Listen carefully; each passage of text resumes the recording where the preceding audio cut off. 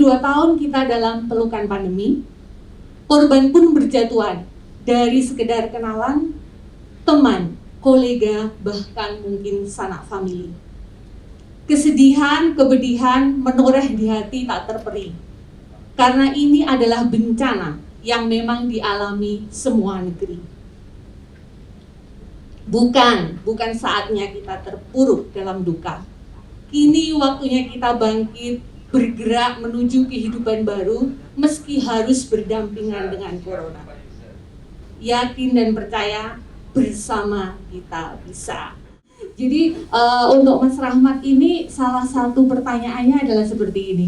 Di Jawa Timur ini kota Blitar sudah menjadi salah satu ya yang ditunjuk oleh pemerintah pusat sebagai pilot project untuk level 1. Benar seperti itu ya, zona hijau. Nah, tetangganya ini juga harus segera seperti itu. Benar gitu, Mas namanya. Nih, apa sih strategi yang dilakukan oleh Kabupaten Blitar sendiri agar bisa mulai mengarah dari pandemi ini menuju ke era endemi? Monggo, waktu dan tempat kami persilakan. Assalamualaikum warahmatullahi wabarakatuh. Bismillahirrahmanirrahim. Yang saya hormati senior-senior saya, Mas Bambang, Mas Marhen, dan semua yang hadir di sini, juga secara fisik maupun virtual. Jadi kalau pertanyaannya, kalau yang di kota Blitar sudah di level 1, kalau di kabupaten masih level 3. Sebenarnya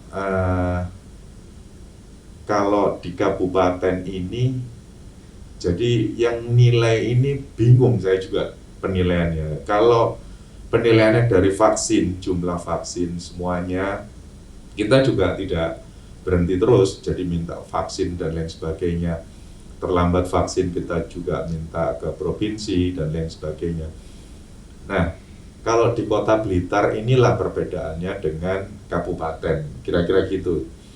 Jadi kalau kota Blitar itu jumlah penduduknya cuma 150.000, kira-kira 150.000. Kalau di kabupaten jumlah penduduknya 1.300.000 sekian, hampir 1.400.000. Kalau di kota Blitar sudah 98% vaksinnya, kalau penilaian melalui vaksin, saya pikir saya sudah 57% sampai hari ini. Tapi kan luasannya beda, Mbak.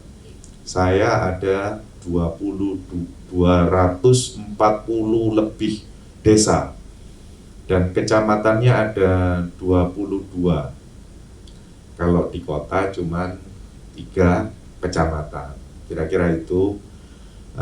Cara penanganannya juga pasti harus berbeda. Kalau kita samakan, tapi pemerintah pusat mengikuti pemerintah jadi pilot percobaan atau ya percontohan seperti kota Blitar, ya kita ikut aja gitu, Mbak.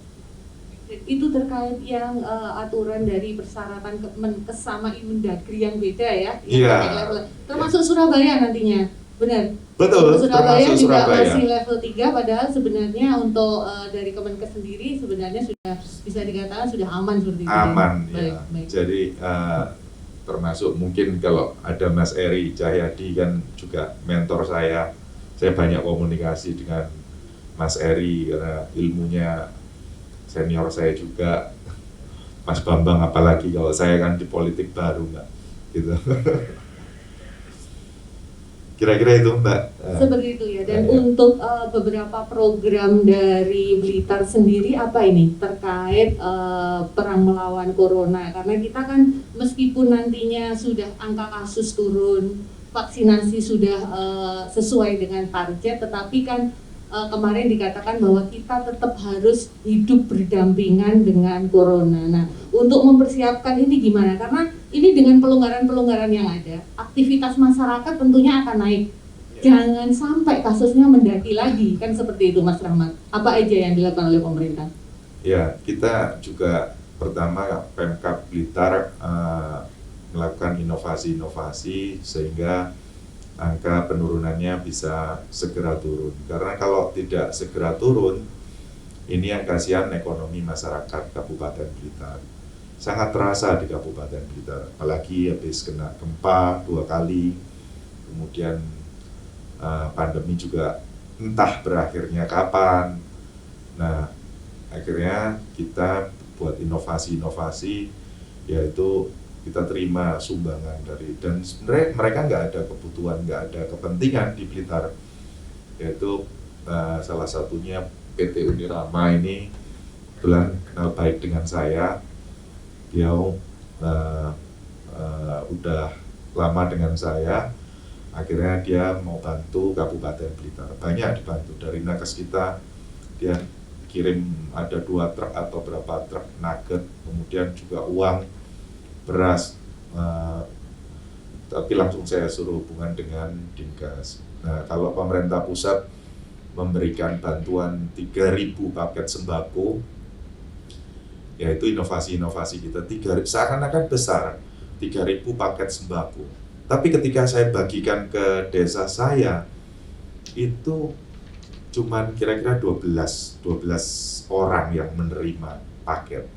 Sehingga saya ngambil keputusan, saya gandeng Pak Kapolres dengan Forkopimda, dengan Pak Dandim, karena Pak Kapolres mendapatkan waktu itu beras 54 ton. Jadi saya ajak bicara, kemudian datanya kita ambil dari dari Dinsos semua. Kenapa dari Dinsos? Jangan sampai nanti tumpang tindih. Jadi terima dari Pak Kapolres, terima dari Pemkab, terima dari Pak Dandim, loh kan enak dia. Sementara sebelah-sebelahnya nggak kebagian. Setelah itu dari teman-teman yang punya perusahaan-perusahaan, termasuk Unirama ini yang banyak membantu di Kabupaten Blitar, mereka memberikan bantuan baik uang maupun segalanya. Juga dia kan basicnya nugget frozen, itu juga dibantu kemarin 2 rumah sakit itu untuk nakes-nakes, juga untuk para relawan. Saya juga ngambil keputusan untuk ASN mendekatkan dengan masyarakat. ASN itu kita potong yang ASN biasa itu 100.000. Nah, kalau yang kepala dinas ya 500.000 lah gitu. Minimal ya Mbak. Itu kan untuk sumbangan aja, untuk sedekah lah gitu. Jadi supaya mendekatkan, kalau ASN kan masih tetap dapat gaji. Sementara yang masyarakat yang mencari uang hari ini untuk makan hari ini itu masih banyak di Kabupaten Blitar. Nah, kalau kita tidak turun level, kita tidak jaga sama-sama level ini, dan pimpinan hanya diem aja nggak inovasi, ya kasihan juga masyarakat Blitar gitu. Baik, termasuk kegiatan masyarakat, kabarnya di Kabupaten Blitar sudah melakukan berbagai inovasi ya. Jadi Betul. seperti masyarakat yang ingin melakukan Aminduk ya, untuk administrasi ya, kependudukan. Nah, itu juga sudah ada inovasi yang bisa dilakukan secara online maupun di desa masing-masing. Betul. Itu ya. Jadi gini, medannya cukup berat di Blitar itu, naik turun gunung juga. Kenapa kita harus segera membuat Adminduk atau KTP atau mungkin KK dan lain sebagainya? Itu kita permudah semuanya. Juga kita luncurkan Sijaran Ijo, yaitu sepeda motor yang bisa mendatangi orang-orang yang manula, yang lumpuh, juga sudah usia lanjut, itu segera bisa mendapatkan KTP. Supaya kalau kita memberikan bantuan, itu tepat sasaran. Kalau mereka tidak memiliki KTP, nah nanti kalau kita kasih bantuan, nanti saya diperiksa sama BPK atau BPKB, ya kan, salah lagi gitu. Jadi kita buat semudah mungkin bikin KTP cukup di kantor desa gitu. Nah, kalau yang lumpuh itu atau yang sudah manula, udah usia, itu kita Sijaran Ijo tadi. Jadi sepeda motornya jalan, kita jalan, dan seluruh desa sudah MOU untuk kita datangi beberapa sepeda motor, tapi mesinnya memang masih terbatas gitu.